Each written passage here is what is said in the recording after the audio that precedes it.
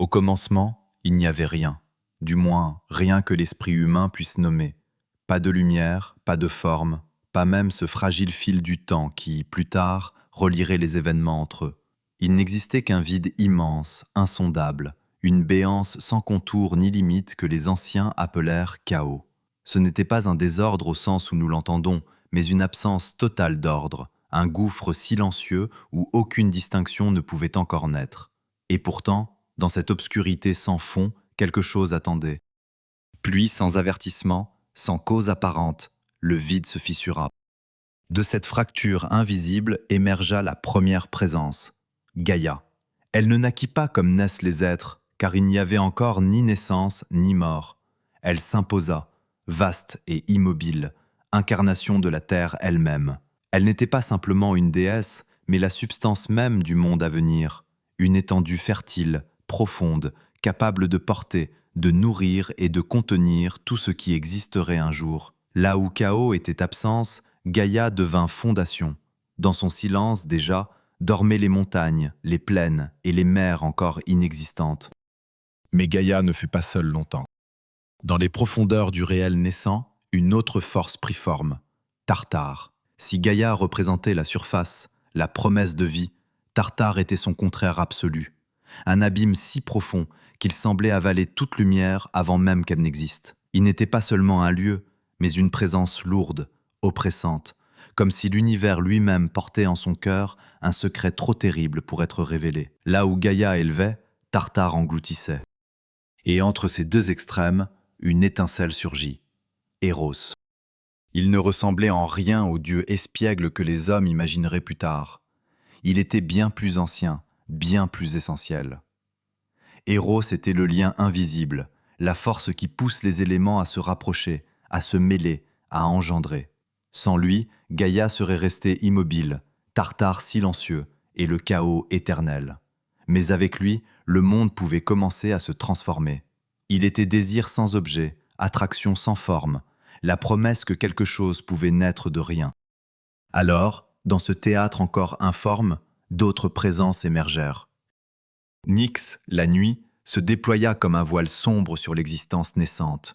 Elle n'était pas simplement absence de lumière, mais une entité à part entière, mystérieuse et insondable.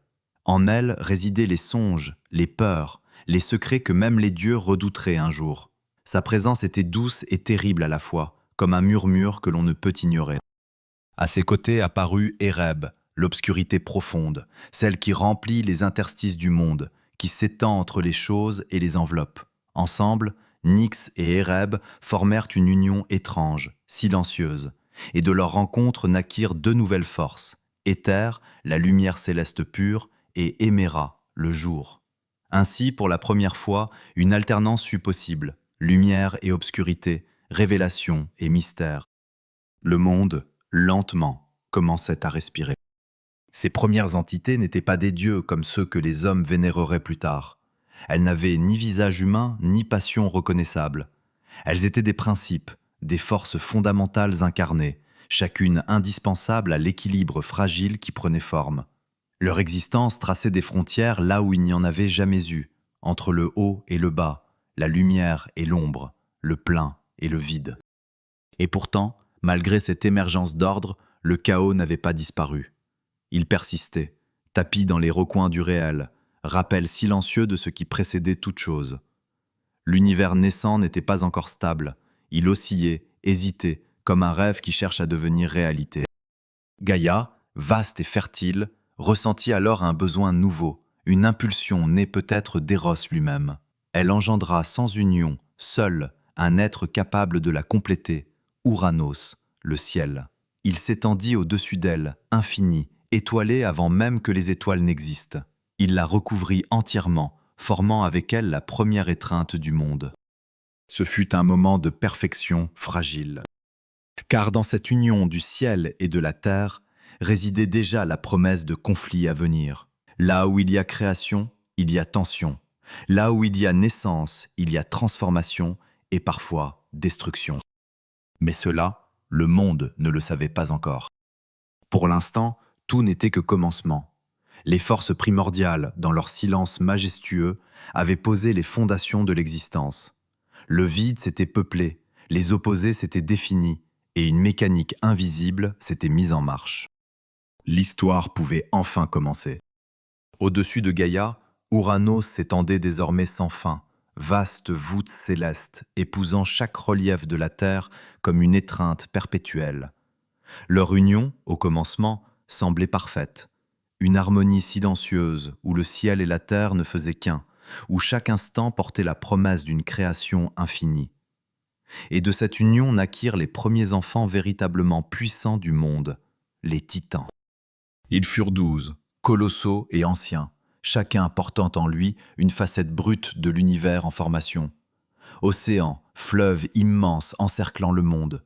Hyperion, éclat solaire avant même que le soleil ne soit nommé. Théia, Mnémosyne, Japet, des êtres vastes, anciens, dont la simple présence donnait au monde une structure nouvelle. Ils n'étaient plus de simples forces abstraites, mais des entités déjà proches de ce que deviendraient les dieux, puissantes, conscientes, capables d'intention. Mais ils n'étaient pas seuls. Car Gaïa enfanta également d'autres êtres, plus étranges, plus inquiétants. Les cyclopes, géants à l'œil unique, porteurs d'une puissance brute et d'un savoir encore inconnu. Et les hécatonchires, créatures terrifiantes aux 100 bras et 50 têtes, dont la force semblait défier toute mesure. Ils étaient la démesure incarnée, la manifestation d'un monde encore indompté, où la création n'avait pas encore appris la limite. Et c'est précisément cette démesure qui éveilla la peur. Ouranos, contemplant sa descendance, ne vit pas en eux des enfants, mais une menace. Leur puissance, leur étrangeté, leur immensité même lui inspiraient une crainte profonde, presque instinctive. Là où Gaïa voyait la continuité de la vie, lui percevait la possibilité de sa propre chute. Car déjà, sans qu'aucune prophétie ne l'ait annoncé, une vérité s'imposait. Ce qui naît peut renverser ce qu'il a engendré. Alors, guidé par cette peur primitive, Ouranos prit une décision qui allait briser l'équilibre naissant du monde. Un à un, il enferma ses enfants. Il ne les bannit pas dans un lieu lointain, ni ne les détruisit. Non, il les repoussa dans le ventre même de leur mère. Dans les profondeurs de Gaïa, il les ensevelit, les compressa, les condamna à une existence sans lumière ni mouvement. Les titans, les cyclopes, les hécatonchires furent ainsi emprisonnés dans les entrailles de la terre, réduits à l'impuissance dans une obscurité étouffante. Et Gaïa souffrit. Sa douleur n'était pas seulement physique, bien qu'elle fût immense. Ses flancs tremblaient, ses montagnes frémissaient, ses profondeurs se tordaient sous le poids de ses enfants captifs. Mais plus encore, c'était une douleur maternelle, une blessure née de l'injustice. Elle portait en elle la vie, et cette vie lui était arrachée, retenue, niée. Le monde lui-même commença à résonner de cette souffrance. Des secousses parcouraient la terre, des grondements sourds montaient des profondeurs, comme si Gaïa tentait de crier sans voix. Mais Ouranos, impassible, continuait de s'étendre au-dessus d'elle, ignorant ou refusant d'entendre. Alors, dans le silence de sa douleur, Gaïa conçut un plan. Ce ne fut pas une impulsion soudaine, mais une pensée lente, mûrie dans l'obscurité. Si Ouranos refusait de laisser vivre leurs enfants, alors il fallait mettre fin à son règne. Mais pour cela, elle ne pouvait agir seule. Elle avait besoin d'un allié, un de ses enfants, assez audacieux pour s'opposer à son père. Dans les profondeurs de son être, elle façonna une arme. Ce ne fut pas une simple lame, mais une œuvre de volonté pure, forgée dans une matière indestructible, l'adamant. Une faucille, courbe et tranchante, conçue non pour récolter, mais pour renverser. Elle brillait d'une lueur froide, comme si elle portait déjà le poids de l'acte qu'elle allait accomplir. Puis Gaïa parla à ses enfants. Sa voix ne résonne pas dans l'air, mais dans la pierre, dans les racines du monde, dans chaque fissure de la terre. Elle leur révéla le plan, leur offrit l'arme, leur demanda de se lever contre celui qui les opprimait. Elle leur parla de liberté, de justice, de la fin de leur souffrance. Mais les titans hésitèrent. Car malgré leur puissance, malgré leur douleur, Ouranos restait leur père. Et s'élever contre lui, c'était briser quelque chose de fondamental, franchir une limite que même les dieux n'avaient pas encore osé approcher. Le silence suivit l'appel de Gaïa, un silence lourd, chargés de peur et d'indécision, jusqu'à ce qu'un seul réponde. Chronos. Le plus jeune des titans, mais aussi le plus rusé, le plus déterminé. Là où ses frères voyaient un interdit, lui voyait une opportunité. Peut-être était-ce l'ambition qui le guidait, ou simplement une colère plus profonde que celle des autres. Quoi qu'il en soit, il accepta. Il prit la faucille. Dans l'ombre des entrailles de la terre, il attendit. Le moment vint lorsque Ouranos descendit, comme il le faisait toujours, pour s'unir à Gaïa, couvrant son corps immense de sa présence céleste. Ce fut alors que Cronos surgit, rapide, implacable. Sans hésitation, sans un mot, il leva la faucille et frappa. Le cri d'Ouranos déchira le monde. Ce n'était pas un simple cri de douleur, mais le premier véritable hurlement de l'univers, une onde de choc qui traversa ciel et terre. Le sang divin se répandit, tombant sur Gaïa en pluie sombre, et de chaque goutte naquirent de nouvelles créatures, les Érini, esprits de vengeance, et les géants, porteurs de chaos futur. Et tandis que le ciel reculait, séparé pour la première fois de la terre, une autre naissance eut lieu. Des flots écumants, là où les fragments d'Ouranos tombèrent dans la mer, surgit une figure d'une beauté irréelle, Aphrodite. Née de la violence, mais incarnation de l'amour, elle portait déjà en elle cette contradiction fondamentale qui marquerait à jamais les dieux et les hommes. Ainsi prit fin le règne d'Ouranos. Mais ce n'était pas une fin paisible.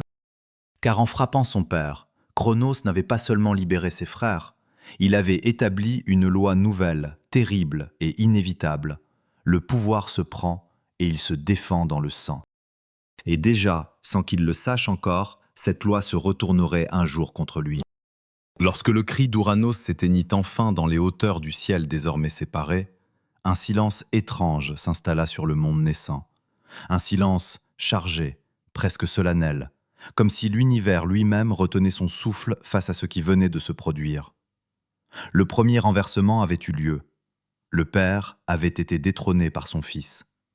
Et au cœur de cette rupture, une nouvelle ère s'ouvrait. Cronos monta sur le trône du monde. Sous son règne, tout sembla d'abord trouver un équilibre inattendu.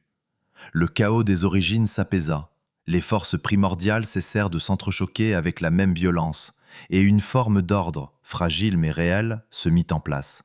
Ce fut le temps que les anciens appelèrent plus tard l'âge d'or, une époque dont les récits, transmis à travers les générations, porteraient toujours une teinte de nostalgie irréelle. Les hommes, car l'humanité commençait à apparaître sous des formes encore simples et paisibles, vivaient alors sans peine ni fatigue.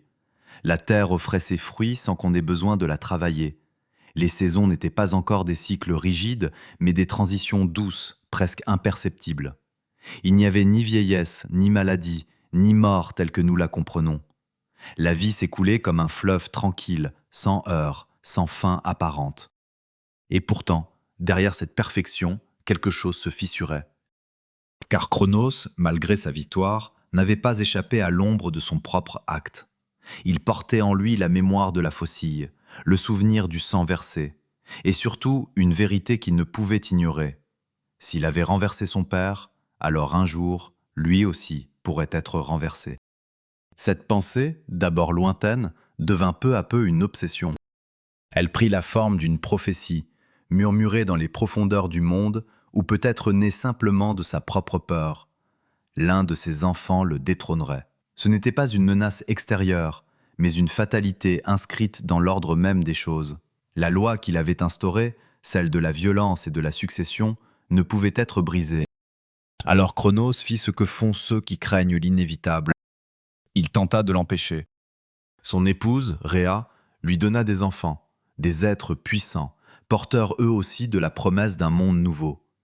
Hestia naquit la première, douce et lumineuse comme le foyer naissant. Puis vinrent Déméter, source de fertilité, Héra, fière et majestueuse, Hadès, sombre et silencieux, et Poséidon, dont la force rappelait déjà les tempêtes de mer encore jeunes. Mais à chaque naissance, le même rituel terrible se répétait. Cronos prenait l'enfant et l'avalait. Ce n'était pas un acte impulsif, ni même colérique. C'était un geste froid, calculé, presque mécanique. Il engloutissait ses propres enfants, les enfermant en lui comme Ouranos les avait enfermés dans Gaïa. Ainsi pensait-il tromper le destin, briser la chaîne de la succession, figer le temps lui-même. Rhea regardait, impuissante. À chaque enfant perdu, sa douleur grandissait, mais elle ne pouvait s'opposer directement à Cronos. Le monde semblait en paix, mais son cœur était en ruine. Elle portait la vie, encore et encore, seulement pour la voir disparaître dans l'abîme du corps de son époux. Et peu à peu, une certitude naquit en elle. Cela ne pouvait continuer. Lorsque vint le moment de donner naissance à son dernier enfant, quelque chose changea. Cette fois, Rhea refusa. Elle ne cria pas, ne défia pas ouvertement Cronos. Elle fit ce que Gaïa avait fait avant elle. Elle réfléchit, patiemment, en silence. Et dans l'ombre, elle chercha de l'aide. Gaïa, toujours présente, toujours consciente des souffrances du monde, entendit son appel. Un plan fut élaboré. Lorsque l'enfant naquit, un garçon, Rhea ne le présenta pas immédiatement à Cronos. Elle enveloppa à la place une pierre dans des langes, lui donnant la forme d'un nourrisson. Puis avec un calme qu'elle ne ressentait pas, elle la tendit à son époux. Cronos, aveuglé par sa peur, ne vit pas la supercherie. Il avala la pierre sans hésitation. Pendant ce temps, le véritable enfant fut emporté loin de lui, caché dans un lieu que même le roi des Titans ne pourrait atteindre facilement, l'île de Crète. Là, dans une grotte dissimulée sur les flancs du mont Ida, l'enfant fut confié à des nymphes, gardiennes silencieuses de la nature. Elles le nourrirent, le protégèrent, veillèrent sur lui jour et nuit. Une chèvre divine, Amalthée, lui offrit son lait, riche et nourrissant, permettant à l'enfant de grandir avec une rapidité presque surnaturelle. Et pour dissimuler ses pleurs, les curettes, guerriers mystérieux, frappaient leurs boucliers de leurs épées, couvrant le moindre son qui aurait pu trahir sa présence. Cet enfant s'appelait Zeus. Dans l'ombre de la grotte, loin des regards, il grandit. Mais il ne grandit pas comme un enfant ordinaire. Très tôt, il comprit qu'il n'était pas comme les autres. Le monde autour de lui semblait chargé d'attentes, de promesses encore non accomplies. Les murmures de Gaïa, les regards des nymphes, tout semblait lui indiquer qu'un destin l'attendait, un destin qu'il ne pourrait éviter. Et plus il grandissait, plus cette vérité devenait claire. Son père avait dévoré ses frères et sœurs. Son père avait tenté d'arrêter le temps. Et un jour, lui, Zeus, devrait y mettre fin. Ainsi, tandis que le monde croyait vivre dans une paix éternelle sous le règne de Cronos, une tempête silencieuse se préparait. Dans une grotte oubliée, un dieu en devenir apprenait à observer, à comprendre, à attendre. Car le destin, aussi longtemps qu'on le fuit, finit toujours par revenir. Le temps dans les hauteurs du mont Ida ne s'écoulait pas comme ailleurs. Là, entre les pierres anciennes et les vents discrets, Zeus grandissait dans une attente silencieuse, comme si chaque instant le préparait à une rupture inévitable. Il n'avait jamais connu son père, sinon à travers les récits murmurés par les nymphes, récits empreints de crainte, de colère et d'une étrange résignation. Cronos n'était pas seulement un roi, il était une force qui dévorait l'avenir pour préserver le présent. Mais Zeus n'était pas destiné à rester caché. À mesure que son corps se fortifiait, son esprit s'aiguisait. Il observait le monde, les cycles de la nature, les silences lourds qui semblaient peser sur chaque chose. Il comprit que la paix apparente du règne de Cronos n'était qu'une illusion fragile, maintenue au prix d'un crime répété. Le monde n'était pas en équilibre, il était suspendu, retenu dans une immobilité contre nature. Et ce qui est retenu finit toujours par se briser. Un jour, sans que personne ne puisse dire précisément quand, Zeus prit sa décision. Il quitterait son refuge. Il affronterait celui qu'il avait condamné avant même sa naissance. Mais il savait qu'il ne pourrait vaincre Cronos par la force seule. Son père n'était pas seulement puissant, il incarnait un ordre ancien, enraciné dans les fondations mêmes du monde. Il lui faudrait ruser. Guidé par des conseils anciens, certains disaient que Gaïa elle-même lui parla, d'autres évoquaient l'aide de Métis, déesse de la sagesse. Zeus élabora un plan. Il ne commencerait pas par la guerre, mais par une fissure dans l'ordre établi. Il descendit dans le monde des Titans. Sous une apparence dissimulée, il s'approcha de Cronos, se présentant comme un serviteur, un simple échanson. Le roi des Titans, confiant dans sa domination, ne vit en lui aucune menace. Pourquoi se méfier d'un inconnu alors même que le destin semblait sous contrôle? Zeus attendit le moment propice. Puis, il prépara une potion. Ce n'était pas un poison destiné à tuer, mais une substance plus subtile, plus cruelle, une force capable de forcer le corps de Cronos à rejeter ce qu'il avait englouti, une inversion du geste qui avait défini son règne. Lorsque le moment vint, Zeus servit la boisson. Cronos la but sans méfiance. Et presque aussitôt, quelque chose changea. Un frisson parcourut son corps immense, suivi d'une douleur qu'il n'avait jamais connue. Ce n'était pas la blessure d'un coup, ni la fatigue d'un combat. C'était une révolte intérieure, comme si son propre être refusait soudain de continuer à contenir ce qu'il avait volé au monde. Alors, dans un mouvement violent, irrépressible, Cronos régurgita. D'abord la pierre, celle que Rhea lui avait donnée des années auparavant. Elle tomba au sol avec un fracas sourd, témoin silencieux d'une tromperie qui avait traversé le temps. Puis, un à un, ses enfants revinrent à la lumière. Hestia, puis Déméter, Héra, Hadès et enfin Poséidon. Ils émergèrent non pas comme des nourrissons, mais comme des êtres déjà formés, pleinement conscients, comme si le temps n'avait eu aucune prise sur eux dans leur prison étrange. Le monde, qui avait été suspendu, reprenait soudain son mouvement. Et avec lui, le conflit devenait inévitable. Zeus ne chercha pas à fuir. Il se révéla. Face à lui, Cronos comprit. Tout ce qu'il avait tenté d'éviter se dressait désormais devant lui. La prophétie n'avait pas été contournée, elle avait simplement attendu. La guerre commença. Mais ce ne fut pas une guerre ordinaire. Ce n'était pas seulement un affrontement entre générations, mais un choc entre deux visions du monde, celle qui cherche à figer l'ordre par la peur et celle qui accepte le changement, même au prix du chaos. Les titans, fidèles à Cronos, se levèrent. Ils avaient régné pendant des âges, et leur pouvoir était immense, enraciné dans la structure même de la réalité. Face à eux, les Olympiens, Zeus et ses frères et sœurs, n'étaient encore qu'une force nouvelle, fragile, mais animée d'une volonté que rien ne pouvait contenir. La première bataille fit trembler le monde. Les montagnes se fissurèrent, les mers se soulevèrent, le ciel lui-même sembla se déchirer sous la violence des affrontements. Chaque choc entre titans et olympiens résonnait comme un écho du premier cri d'Ouranos. Le monde n'était plus un lieu de paix, il redevenait un champ de forces en lutte. Mais Zeus savait que la force brute ne suffirait pas. Alors il chercha des alliés. Il descendit dans les profondeurs du Tartare, ce gouffre ancien où Cronos avait enfermé ceux qu'il craignait le plus, les Cyclopes et les Hécatonchires. Là, dans l'obscurité la plus totale, Zeus brisa leurs chaînes. Et ils se levèrent. Les Cyclopes, reconnaissants, offrirent à Zeus une arme qui deviendrait son symbole, la foudre, une puissance pure, concentrée, capable de fendre le ciel et de briser la matière elle-même. À Poséidon, ils donnèrent le trident, capable de soulever les mers et de faire trembler la terre. À Hadès, ils confièrent un casque d'invisibilité, lui permettant de se mouvoir sans être vu, comme une ombre entre les mondes. Les Hécatonchiraires, eux, apportèrent une force écrasante, 100 bras lançant des rochers comme des pluies de destruction. La guerre changea de visage.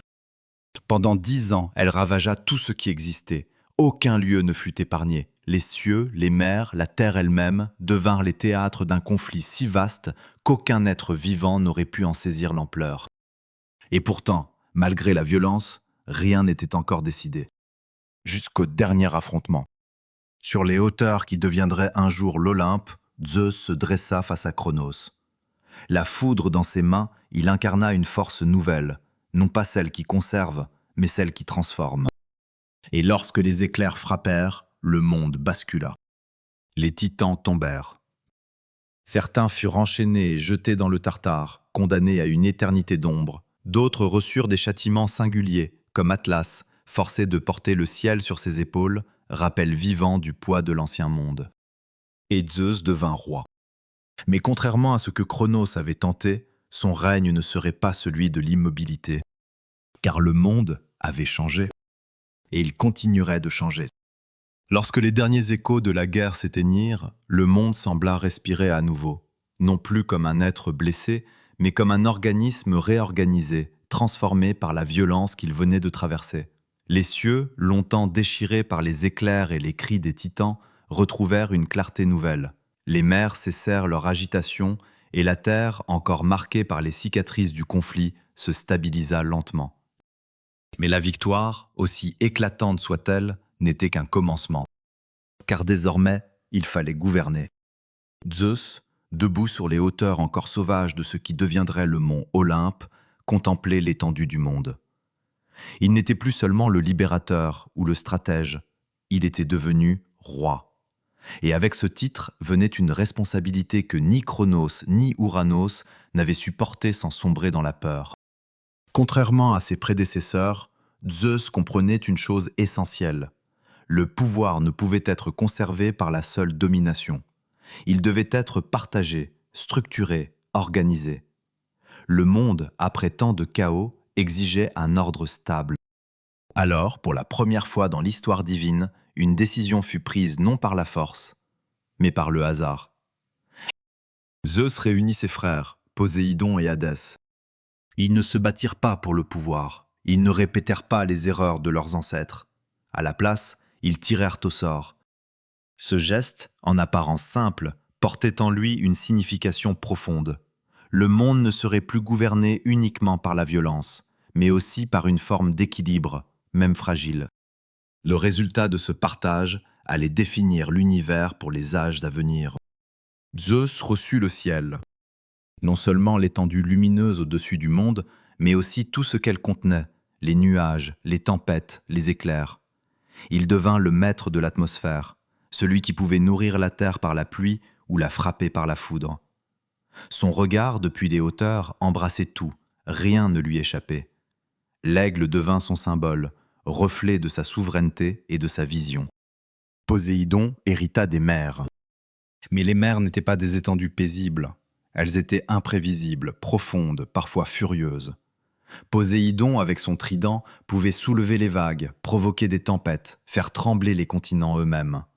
On l'appela bientôt l'ébranleur de la terre, car son pouvoir ne se limitait pas à l'eau, il s'étendait jusque dans les fondations du monde. Hadès, enfin, reçut le royaume des morts. Un domaine que peu auraient choisi, et pourtant essentiel, car sans lui, les âmes des défunts erreraient sans fin, et l'équilibre entre vie et mort serait rompu. Hadès devint le gardien de ce qui se trouve au-delà du regard des vivants, un royaume sombre, certes, mais ordonné, régi par des lois strictes. Il n'était pas la mort elle-même, mais son administrateur, celui qui donnait une place à chaque âme. Ainsi fut établi le premier véritable ordre du monde. Mais ce partage, aussi fondamental soit-il, ne concernait pas seulement les trois frères. Autour d'eux, les autres dieux commencèrent à prendre leur place. Athéna, née d'une manière étrange, jaillissant directement du crâne de Zeus dans une explosion de lumière et de pensée, devint la déesse de la sagesse et de la stratégie. Elle représentait une forme de guerre différente, réfléchie, maîtrisée, opposée à la brutalité aveugle. Son esprit était aussi tranchant qu'une lame, et son influence s'étendrait bien au-delà des champs de bataille. Aphrodite, née de la mer dans l'écume issue du sang d'Ouranos, incarna l'amour et le désir, mais son pouvoir n'était pas doux, il était irrésistible, capable de plier même les dieux à ses caprices. Là où elle passait, naissait à la fois passion et conflit, car l'amour, chez les immortels comme chez les mortels, n'était jamais simple. Déméter prit sous sa garde les cycles de la terre, la croissance, les récoltes, la fertilité. Grâce à elle, le monde devint nourricier, mais aussi dépendant, car ce qu'elle donnait, elle pouvait le reprendre. Héra, reine des dieux, régna aux côtés de Zeus. Majestueuse, fière, elle incarnait le mariage et la souveraineté. Mais son amour pour Zeus serait marqué par la jalousie et la colère, car le roi des dieux, malgré sa puissance, n'était pas fidèle. Et ainsi, peu à peu, chaque dieu trouva sa place. Le monde devint compréhensible. Les tempêtes avaient un maître, les récoltes une déesse, la mort un royaume. Chaque phénomène, chaque événement pouvait désormais être attribué à une volonté divine. Pour les mortels, qui commençaient à peupler la terre de manière plus consciente, cela offrait un cadre, une explication, une manière d'interagir avec l'invisible. Ils prièrent. Ils offrirent des sacrifices. Ils cherchèrent à apaiser, à séduire, à comprendre ces êtres puissants dont les décisions façonnaient leur existence. Mais malgré cet ordre nouveau, tout n'était pas stable. Car les dieux, bien qu'immortels, n'étaient pas parfaits. Ils aimaient, haïssaient, jalousaient, complotaient. Leurs relations, souvent complexes, reflétaient celles des hommes, amplifiées, déformées, rendues plus dangereuses par leur pouvoir immense. Un simple conflit entre déesses pouvait déclencher une guerre. Une promesse faite à un mortel pouvait bouleverser le destin de nations entières. Le monde était organisé, oui, mais il n'était pas en paix. Et au cœur de cet équilibre fragile, une question persistait, invisible mais inévitable. Quelle place restait-il pour les humains dans cet univers dominé par des dieux capricieux? La réponse viendrait bientôt, et elle naîtrait d'un acte de défi. Dans ce monde désormais ordonné, où chaque dieu régnait sur son domaine et où les forces de l'univers semblaient enfin avoir trouvé leur équilibre, une question demeurait suspendue dans l'air, silencieuse mais persistante. Que deviendrait l'humanité? Car si les dieux avaient conquis le ciel, la mer et les profondeurs, la terre, elle, restait encore inachevée, peuplée d'êtres fragiles, vulnérables, à peine conscients de leur propre existence. Parmi les titans vaincus, tous n'avaient pas été précipités dans l'abîme du Tartare. Certains, par leur sagesse ou leur neutralité, avaient échappé au châtiment. Et parmi eux se trouvait Prométhée. Contrairement à ses frères, Prométhée ne regardait pas les mortels avec mépris ou indifférence. Là où les dieux voyaient des créatures faibles, insignifiantes, il percevait un potentiel encore inexprimé. Il observait ces êtres errants, maladroits, exposés aux rigueurs du monde, et comprenait qu'ils n'étaient pas simplement incomplets, ils étaient inachevés. Selon certains récits, Zeus lui-même avait confié à Prométhée et à son frère Épiméthée la tâche de peupler la terre de créatures vivantes. Épiméthée, enthousiaste mais irréfléchi, distribua les dons naturels avec une générosité désordonnée, la vitesse aux uns, la force aux autres, des griffes, des ailes, des pelages protecteurs. Mais lorsqu'il arriva à l'homme, il ne restait plus rien. Les humains furent laissés nus, sans défense, sans instinct suffisant pour survivre dans un monde encore sauvage. Prométhée observa ce déséquilibre, et il refusa de l'accepter. Avec une patience presque divine, il façonna l'homme à partir de l'argile, lui donnant une forme droite, tournée vers le ciel. Un geste symbolique, comme pour rappeler que, malgré leur faiblesse, les humains étaient destinés à regarder au-delà d'eux-mêmes. Mais la forme seule ne suffisait pas. Il leur manquait ce qui donne sens à l'existence, la capacité de comprendre, de créer, de transformer. Alors Prométhée prit une décision. Il vola le feu. Ce n'était pas un simple élément, ni un outil banal. Le feu était sacré. Il appartenait aux dieux, symbole de connaissance, de pouvoir, de transformation. Avec le feu, on pouvait cuire la nourriture, forger des outils, illuminer la nuit, repousser les ténèbres, au sens propre comme au figuré. Le dérober, c'était franchir une limite.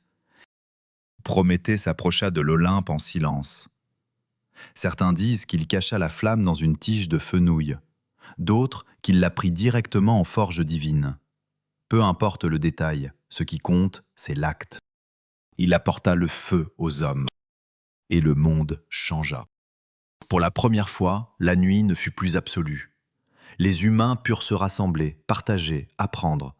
Ils façonnèrent des outils, développèrent des arts, commencèrent à bâtir des sociétés. Ce qui n'était qu'une existence fragile devint une progression, une ascension lente vers quelque chose de plus grand. Prométhée n'avait pas seulement aidé l'humanité, il lui avait donné un avenir. Mais sur l'Olympe, Zeus observa. Et il comprit.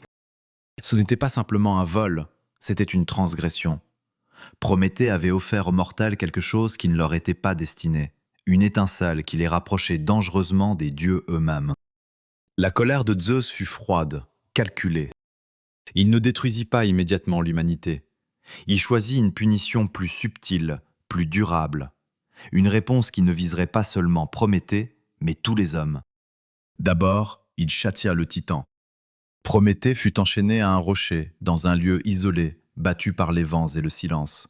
Chaque jour, un aigle descendait du ciel et dévorait son foie. Et chaque nuit, l'organe repoussait, condamnant Prométhée à un cycle éternel de souffrance. Mais même dans la douleur, il ne regretta pas. car ce qu'il avait donné ne pouvait être repris. Puis Zeus tourna son regard vers l'humanité. S'il ne pouvait effacer le feu, il pouvait en altérer les conséquences. Il ordonna à Héphaïstos, le dieu forgeron, de créer un être nouveau. Pas un homme, mais quelque chose de différent. Une création façonnée avec soin, beauté et intention. Ainsi naquit Pandore. Elle fut modelée dans l'argile, comme les humains, mais chaque dieu lui offrit un don.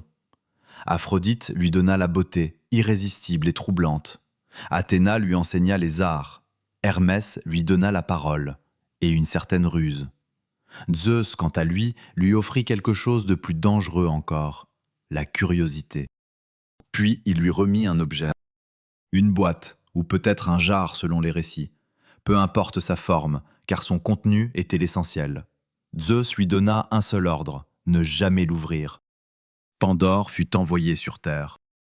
Épiméthée, malgré les avertissements de son frère Prométhée, ne résista pas à sa beauté. Il l'accueillit, l'aima, et sans le savoir, ouvrit la porte à ce que Zeus avait prévu depuis le début. Car la curiosité, une fois éveillée, ne peut être apaisée. Les jours passèrent, puis les nuits. La boîte restait là, silencieuse, mais jamais oubliée. Elle appelait, doucement, comme un secret qui ne demande qu'à être révélé. Et un jour, Pandore céda. Elle ouvrit le couvercle. Alors, tout ce que le monde n'avait pas encore connu s'en échappa. La maladie, la souffrance, la vieillesse, la mort, toutes ces choses qui n'existaient pas auparavant se répandirent sur la terre.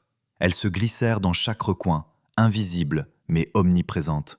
L'âge d'or prit fin, remplacé par une réalité plus dure, plus complexe.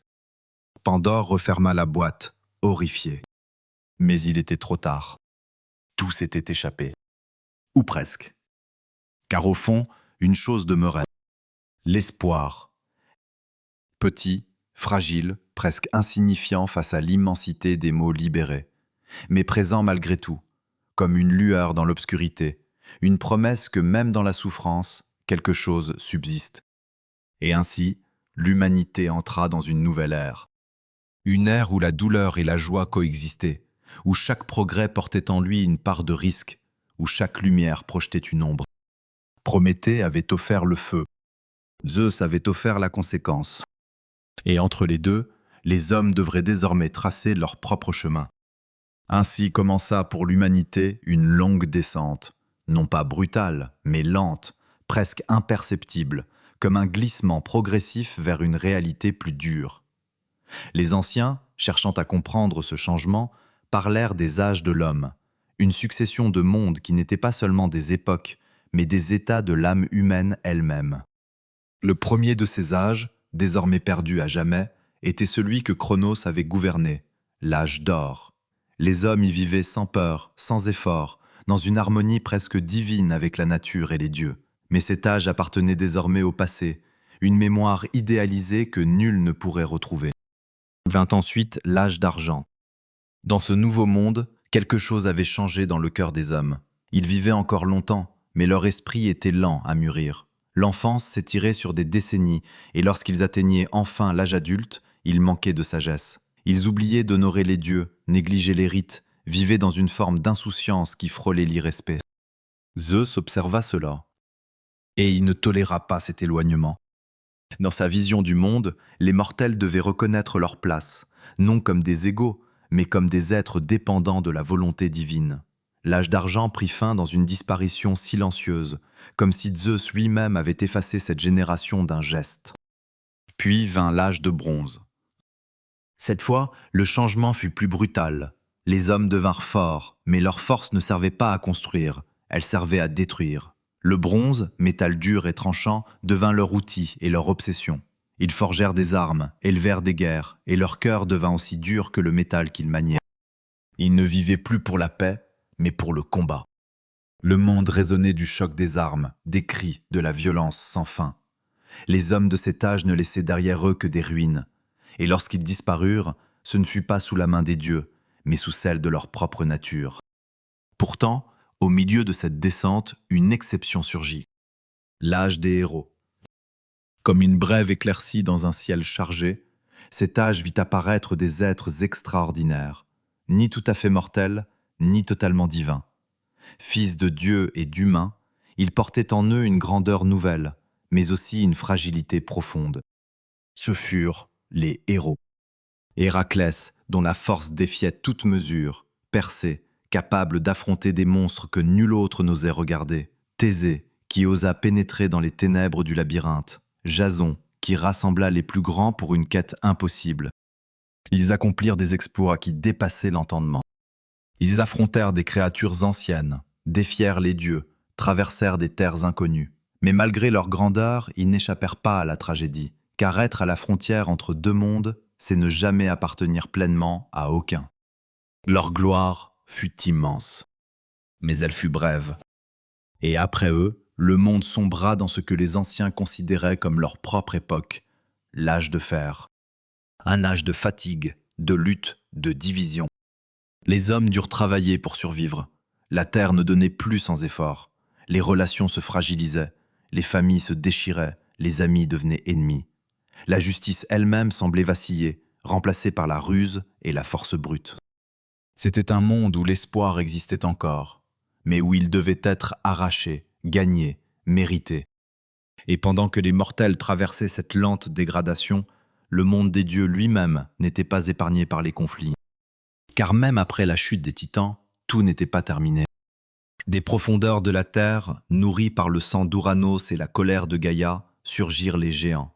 Immenses, puissants, presque égaux aux dieux eux-mêmes, ils portaient en eux une haine ancienne, celle d'un monde qui refuse d'être dominé. Ils défièrent l'Olympe. Et ainsi commença une nouvelle guerre, la gigantomachie. Mais cette fois, les règles étaient différentes. Les dieux, malgré leur puissance, ne pouvaient pas gagner seuls. Une prophétie circulait, murmurée comme une vérité inévitable.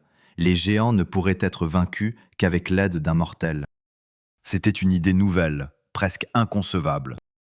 Les immortels, contraints de reconnaître leur dépendance envers un être fragile. Et ce mortel, ce fut Héraclès.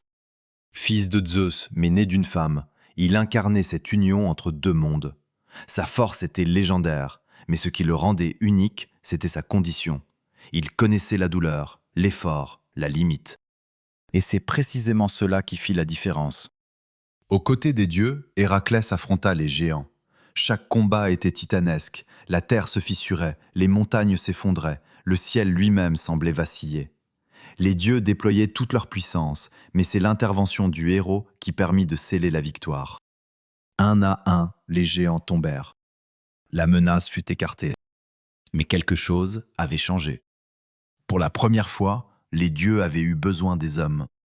Et cela ne serait pas sans conséquence. Car le monde n'était plus seulement gouverné par les dieux. Il était partagé. Et dans cet espace fragile, entre ciel et terre, les histoires les plus humaines allaient bientôt naître. Entre le ciel où régnaient des dieux et la terre où luttaient les hommes, un nouvel espace s'était ouvert, un territoire invisible, fragile, où se mêlaient le divin et le mortel. C'est dans cet entre-deux que naquirent les héros, ni tout à fait humains, ni entièrement immortels. Ils portaient en eux une dualité profonde, une force qui les élevait au-dessus des autres et une vulnérabilité qui les condamnait à souffrir. Ils furent nombreux, et chacun d'eux, à sa manière, incarna une réponse différente à la même question. Que signifie être humain dans un monde gouverné par des dieux? Parmi son histoire commença avant même sa naissance, dans la crainte d'un roi face à une prophétie. Acrisios, roi d'Argos, avait appris qu'un jour son petit-fils le tuerait. Terrifié, il enferma sa fille Danaé dans une tour, pensant ainsi empêcher toute descendance. Mais les murs, aussi solides soient-ils, ne peuvent arrêter un dieu. Zeus vint à elle sous la forme d'une pluie d'or. Et de cette union naquit Persée. Craignant toujours le destin, Acrisios enferma la mère et l'enfant dans un coffre qu'il jeta à la mer. Mais une fois encore, le destin refusa d'être noyé. Les flots les portèrent jusqu'à une île lointaine où ils furent recueillis par un pêcheur. Persée grandit, ignorant encore la pleine mesure de son héritage. Jusqu'au jour où le roi de l'île, cherchant à se débarrasser de lui confia une mission impossible, rapporter la tête de Méduse. Méduse n'était pas une simple créature. Autrefois belle, Elle avait été transformée en monstre, ses cheveux devenus serpents, son regard capable de pétrifier quiconque croisait ses yeux. Elle était à la fois victime et menace, incarnation de la punition divine et de la terreur. Persée accepta. Mais il ne partit pas seul. Les dieux, parfois cruels, parfois bienveillants, décidèrent de l'aider. Hermès lui donna des sandales ailées, lui permettant de traverser les airs. Athéna lui offrit un bouclier poli comme un miroir, afin qu'il puisse voir Méduse sans la regarder directement. D'autres présents suivirent, une besace pour contenir la tête, une lame capable de trancher l'impossible. Armé de ses dons, Persée s'avança vers l'inévitable. Lorsqu'il trouva Méduse, elle dormait. Le silence était total, presque sacré, et dans ce moment suspendu, Persée leva sa lame, guidé non par la colère, mais par la nécessité. Il regarda son reflet dans le bouclier, évitant le regard mortel, et d'un geste précis, il frappa. La tête tomba, et du sang jaillirent deux êtres nouveaux, Pégase, le cheval ailé, et Chrysaor, guerrier étrange né de la mort elle-même. Même dans la destruction, la vie trouvait un chemin. Mais le voyage de Persée ne s'arrêta pas là. Sur le chemin du retour, il aperçut une jeune femme enchaînée à un rocher, offerte en sacrifice à un monstre marin. Andromède, condamnée pour une faute qu'elle n'avait pas commise. Sans hésiter, Persée plongea dans le combat, affronta la créature et la pétrifia à l'aide de la tête de Méduse. Il ne se contenta pas de survivre. Il sauva. Et dans cet acte, il devint plus qu'un simple héros, il devint un symbole. Mais tous les héros ne suivaient pas le même chemin. Héraclès, lui, ne chercha pas la gloire. Il la subit. Fils de Zeus et d'une mortelle, il fut dès sa naissance la cible de la jalousie d'Héra. Elle le poursuivit sans relâche jusqu'à provoquer en lui une folie passagère, une folie qui le conduisit à tuer ceux qu'il aimait le plus. Lorsqu'il reprit ses esprits, le monde ne lui offrit aucune consolation. Seulement une possibilité, la rédemption. Les dieux lui imposèrent 12 travaux, chacun plus impossible que le précédent. Tuer le lion de Némée, dont la peau résistait à toute arme. Affronter l'hydre de Lerne, dont les têtes repoussaient dès qu'on les tranchait. Capturer des créatures mythiques, nettoyer des écuries oubliées, descendre aux frontières du monde connu. Chaque tâche était un combat. Mais plus encore, chaque tâche était une transformation. Héraclès ne devint pas un héros par la victoire, mais par l'endurance. Par sa capacité à continuer malgré la douleur, malgré la faute, malgré le poids de ce qu'il avait fait. Et dans cette lutte, il reflétait quelque chose de profondément humain. Car les héros n'étaient pas seulement admirés pour leur force, ils étaient reconnus pour leurs failles. Thésée, autre héros de cette époque, en est un exemple. Il partit pour la Crète, où un monstre attendait dans les profondeurs d'un labyrinthe impossible à fuir, le Minotaure. Une créature mi-homme, mi-taureau, née d'une faute divine, enfermée dans une prison conçue pour ne jamais être quittée. Thésée entra dans le labyrinthe. Mais contrairement aux autres, il ne se perdit pas. Grâce à Ariane, qui lui donna un fil, il trouva son chemin, à l'intérieur comme à l'extérieur. Il affronta le monstre, le vainquit et mit fin à un cycle de sacrifices. Mais en quittant la Crète, il abandonna Ariane. Et dans cet acte, il révéla une vérité essentielle. Même les héros peuvent trahir. Même les sauveurs peuvent blesser. Ainsi étaient les héros. Ni parfaits, ni invincibles. Ils étaient le reflet amplifié de l'humanité elle-même, capable du meilleur comme du pire, porteurs d'espoir et de tragédie. Et leurs histoires, déjà, commençaient à s'entrelacer. Car bientôt, un conflit bien plus grand allait surgir. Un conflit où héros et dieux se mêleraient, où les choix individuels deviendraient des catastrophes collectives. Une guerre qui ne commencerait pas par une arme, mais par un simple jugement. Il est étrange de constater que les plus grandes guerres naissent rarement d'un besoin réel, mais bien souvent d'un geste insignifiant, d'un mot, d'un choix apparemment anodin. La guerre de Troie, qui allait consumer des royaumes entiers et inscrire ses héros dans l'éternité, ne fit pas exception. Elle ne commença ni par une invasion, ni par une ambition politique, mais par un affront si subtil qu'il prit la forme d'une question. Qui est la plus belle ? Tout débuta lors d'un mariage. Celui de Pélée, un mortel, et de Thétis, une nymphe marine. Les dieux eux-mêmes furent conviés à la célébration, et pour un temps, l'Olympe sembla descendre sur terre. Les rires résonnaient, les festins s'étendaient, et même les tensions habituelles semblaient suspendues. Mais une absence se fit remarquer, celle d'Éris, déesse de la discorde. Exclue de la fête, elle n'accepta pas l'affront. Et comme toute divinité blessée dans son orgueil, elle choisit de répondre non par la force, mais par la ruse. Elle lança au milieu des invités une pomme d'or, sur laquelle étaient inscrits ces mots « À la plus belle ». Ce geste, simple en apparence, était une provocation. 3 déesses s'en emparèrent immédiatement. Héra, reine des dieux, Athéna, déesse de la sagesse, et Aphrodite, incarnation de l'amour. Chacune se considérait digne de ce titre, et aucune ne voulait céder. Zeus, conscient du piège, refusa de trancher. Car juger entre ces 3 puissances, c'était s'exposer à leur colère. Il choisit donc un arbitre extérieur, un mortel. Paris. Prince de Troie, berger dans les montagnes, ignorant encore le rôle que le destin lui réservait. Il fut convoqué, et devant lui se présentèrent les 3 déesses, chacune prête à influencer son choix. Mais elles ne vinrent pas seulement avec leur beauté. Elles vinrent avec des promesses. Héra lui offrit le pouvoir, la domination sur les royaumes, la grandeur politique. Athéna lui proposa la sagesse et la victoire dans les batailles, la gloire d'un esprit invincible. Mais Aphrodite lui offrit quelque chose de différent. Elle lui promit l'amour. Pas un amour ordinaire, mais celui de la plus belle femme du monde. Et Paris choisit. Il donna la pomme à Aphrodite. Ce choix, fait en un instant, allait changer le destin du monde. Car la plus belle femme du monde n'était pas libre. Elle s'appelait Hélène, reine de Sparte, épouse de Ménélas. Et fidèle à sa promesse, Aphrodite guida Paris jusqu'à elle, nourrissant une passion irrésistible. Que ce fût un enlèvement ou une fuite consentie, les récits divergent. Mais le résultat fut le même, Hélène quitta Sparte avec Paris. Et cela ne resta pas sans réponse. Ménélas, humilié, ne chercha pas seulement à récupérer son épouse, il chercha vengeance. Il fit appel à son frère Agamemnon, roi puissant, et ensemble, ils rassemblèrent une armée comme le monde n'en avait jamais vu. Les plus grands héros répondirent à l'appel. Achille, le guerrier invincible, dont la colère deviendrait légendaire. Ulysse, rusé et imprévisible.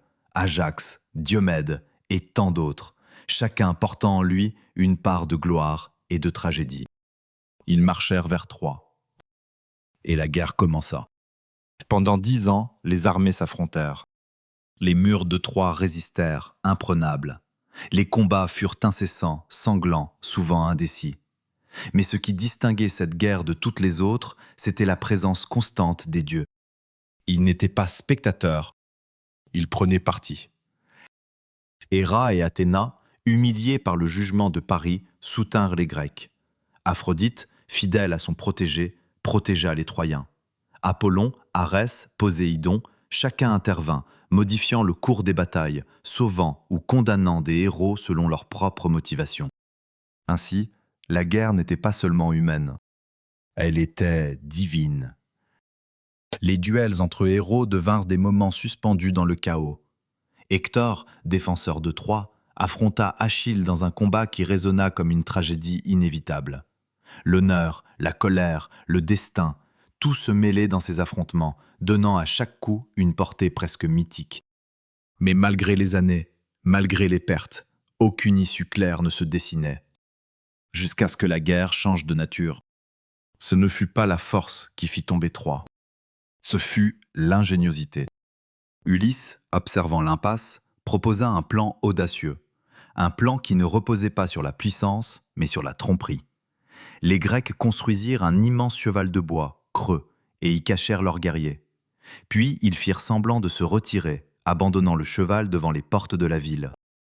Les Troyens hésitèrent. Certains y voyaient un piège, d'autres un symbole de victoire. Et finalement, ils le firent entrer. La nuit tomba, et avec elle, la fin de Troie.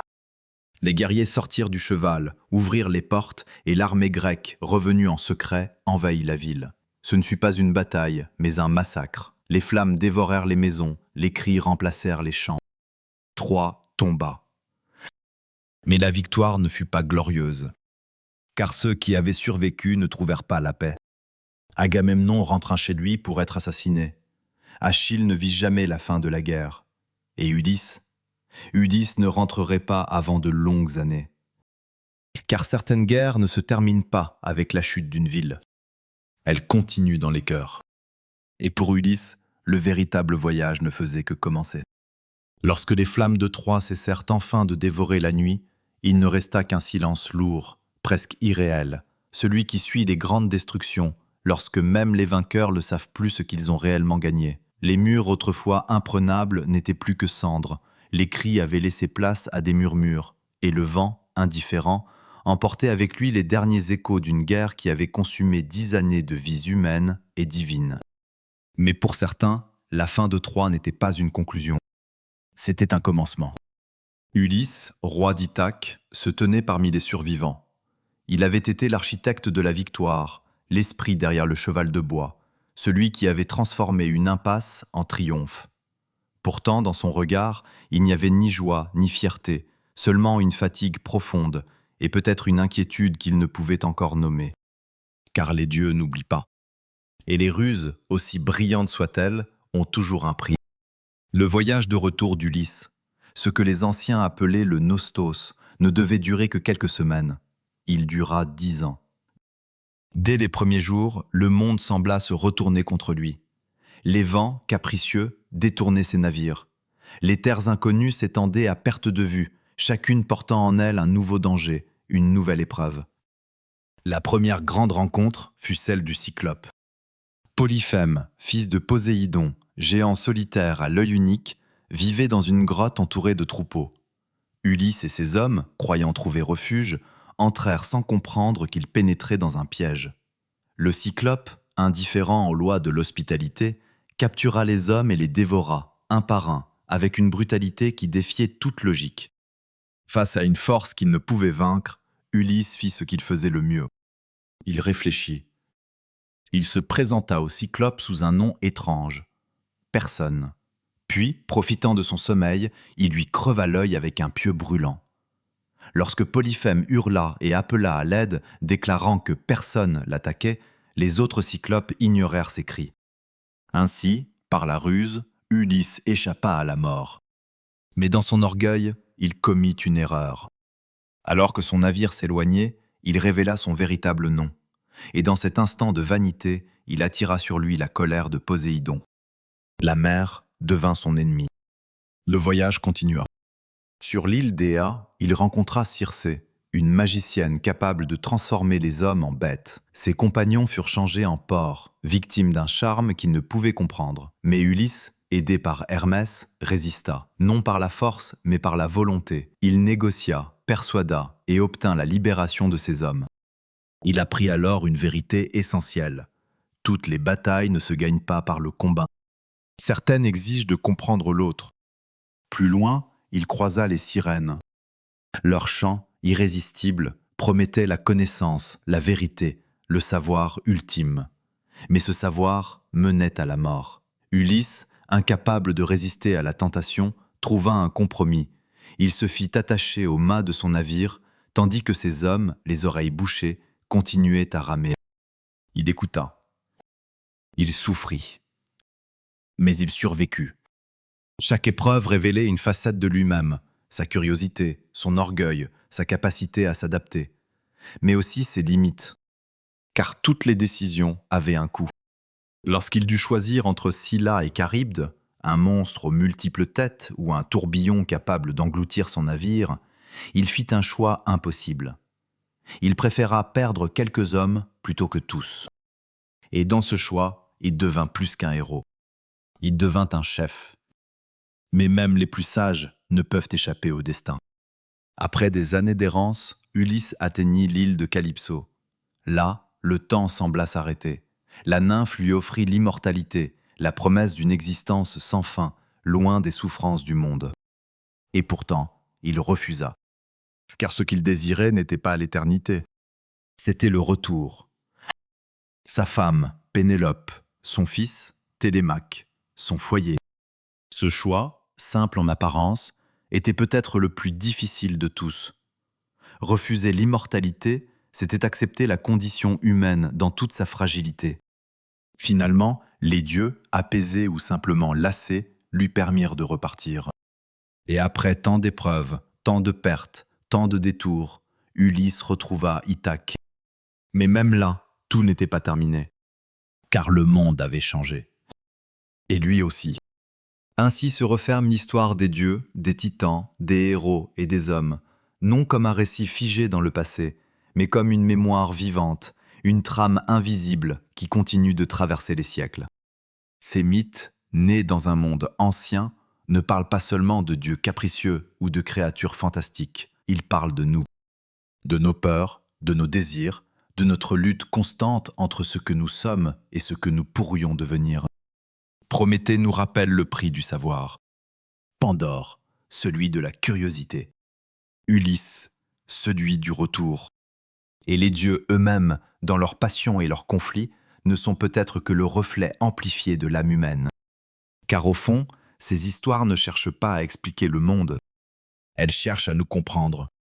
Et tant que les hommes continueront à se poser des questions sur leur place dans l'univers, tant qu'ils chercheront du sens dans le chaos, ces récits ne disparaîtront jamais vraiment. Ils changeront, ils évolueront, mais ils resteront, comme une voix ancienne murmurant encore à travers le temps.